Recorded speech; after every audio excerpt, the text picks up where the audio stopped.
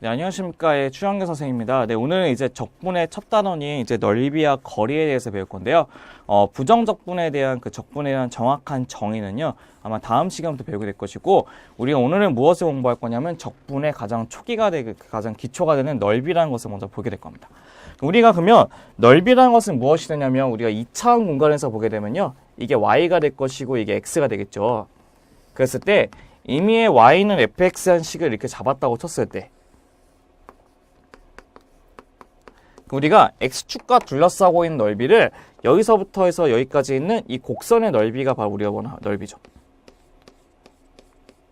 근데 우리가 이미 그런 것은 알고 있어요. 뭐를 알고 있냐면 삼각형이나 사다리꼴이나 직사각형의 넓이는 알고 있는데 얘처럼 이렇게 곡선으로 되어 있는 넓이는 구하기가 쉽지가 않을 거란 말이에요. 맞죠? 그래서 우리가 오늘 배울 것은 무엇이 되냐면요. 얘네들 곡선의 넓이를 어떻게 하면 이상적으로 구할 수 있는 근사값을 구하는 방법에 대해서 같이 한번 공부해 보도록 할 겁니다. 아마 책에 있는 내용보다는 조금 다를 거예요. 왜냐면 책에 있는 내용은 걔네들을 그냥 하나하나 풀어 쓴 건데 우리는 그것보다는 좀 더 이해가 편하고 그냥 고등학교 때 배웠던 것을 마치 연계할 수 있도록 제가 써놨거든요. 그래서 우리가 한번 첫 번째 있는 내용부터 한번 보도록 합시다. 바로 우리가 그 근사값을 구하는 가장 그 구체적인 방법으로서 우리가 그 이름을 구분구조법이라고 얘기합니다. 그래서 Measuration by Part라고 얘기하는 그 구분구조법이 있는데 그 구분구조법의 특징이 무엇이냐면 이런 것이에요. 어떤 거냐면 우리가 먼저 앞에 뒤에 있는 그림을 보면서 설명하고요. 나중에 그걸 공식 유도해서 다시 한번 확인해 보도록 할게요. 그림을 보시면 이런 거예요.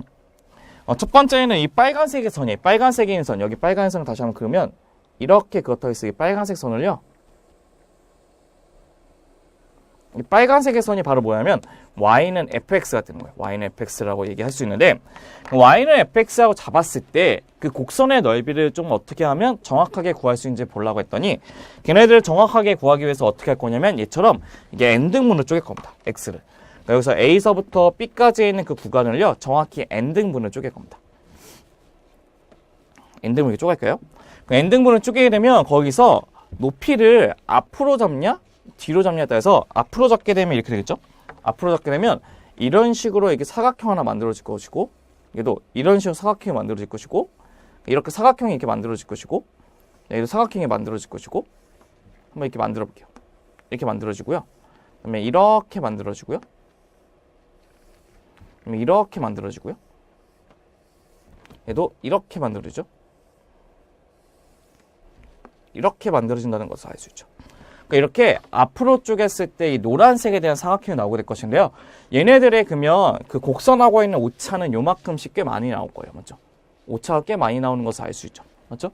근데 걔네들을 내가 무수히 많이 쪼개려면요. 얘네들 마치 무수히 많이 쪼개 선들을 연결하면 똑같거든요. 선들을. 이게 선들을. 이게 선들을 계속 이렇게 더하게 되면 걔네들 어떻게 돼요?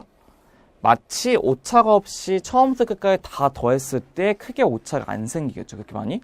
그래서 우리가 얘처럼 곡선의 넓이를 구할 때 이렇게 n등분을 쪼개서 직사각형의 넓이의 무수한 합으로 근사시키는 방법을 우리가 구분구조법이라고 얘기하게 합니다.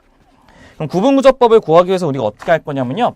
걔네들의 여기 있는 a서부터 b까지 있는 것의 그 가로하고 세로의 값을 알아야지만 구할 수 있다는 것을 확인할 수 있을 텐데요. 우리가 맨 처음에 여기 있는 하나의 것을 어떻게 잡을 거냐면 여기 있는 b에서 a를 뺀 거에서 몇 등분? n등분을 쪼개기 때문에 n분의 b-a라고 잡을 겁니다. 그 n분의 b-a 우리가 뭐로 잡을 거냐면 앞으로 델타 x라는 것을 잡을 겁니다. 그 다음에 여기 있는 a라고 하는 것을 뭐로 잡냐면 x의 제로라고 잡고 그 다음에 1, 2, 3, 4에서 마지막 b라고 하는 게 뭐가 되죠? x의 n 되겠죠.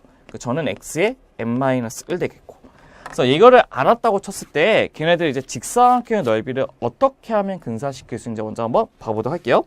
그럼 첫 번째는 앞에 거를 이제 높이로 잡았을 때 한번 봐볼게요. 첫 번째는 그러면 첫 번째 직사각형의 넓이는 어떻게 될 거냐? 얘네들의 가로는 델타 x가 되겠죠. 델타 x 가로는 델타 x가 돼요. 그럼 세로는 뭐가 될 것이냐면요. 여기 x대로를 여기다 집어넣은 함수값이 세로 되겠죠. 세로는 뭐가 되냐면 f의 x세로 됩니다. 두 번째 가로도 똑같이 델타 x죠. f를 붙이고 이 번째 세로는 뭐가 되냐면요. x원을 쭉 대입한 이게 바로 세로가 되겠죠. 맞죠? 그래서 얘네들은 f의 x1이 된다는 것을 알 수 있고요. 마지막에 있는 거의 가로도 델타 x 되겠죠? 델타 x. 델타 x가 될 것이고 f에 xn-을 쑥 대입한 게 높이가 되겠죠. 그러니까 x에 n-1을 대입할 수 있는 것도 알고 있을 거예요. 맞죠? 그래서 얘네들을요, 우리가 좀 이따가 우리 다시 리뷰를 할 건데, 얘네들을 우리가 고등학교 방식에서 합의 기호인 시그마의 표현을 쓸 수가 있어요.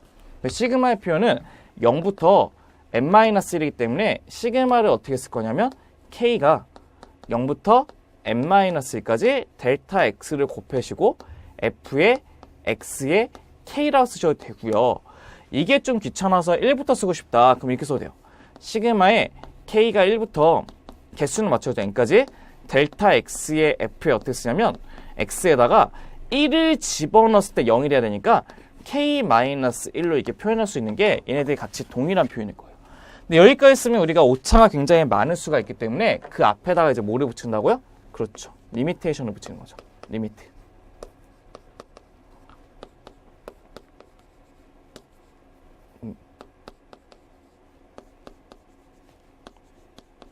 이게 붙이는 방식이 바로 뭐라고 하냐면 첫 번째 있는 구분구조법에 대한 내용이 될 겁니다.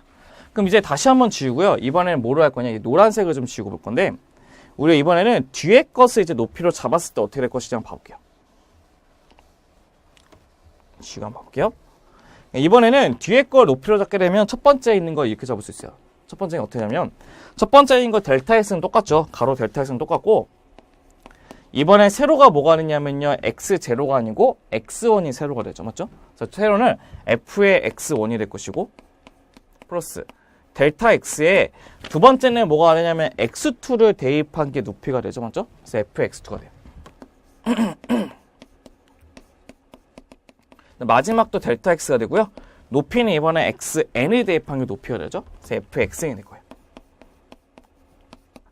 그럼 걔네들 똑같이 우리가 여기서부터 여기까지를 시그마의 식으로 나타나게 되면 어떻게 나타내냐면 이렇게 나타내주세요. 시그마의 k가 1부터 n까지의 델타 x에다가 f의 x에 뭐라고요? k라고 놨다도 상관이 없다는 거예요. 이제 그 앞에다 이제 뭐를 붙이냐면요, 리미트에 n이 무한대. 무수히 쪼개 되니까. 그럼 얘도 리미트에 n이 무한대로 쪼개게 되면요, 우리가 얘네들 둘 다 뭐가 되냐면 거기에는 면적이 된다는 것도 확인할 수 있을 거예요. 맞죠? 얘네들이 바로 우리 고등학교 시기에 또 많이 나왔던 두 개의 그 구분구조법 방법이 될 겁니다.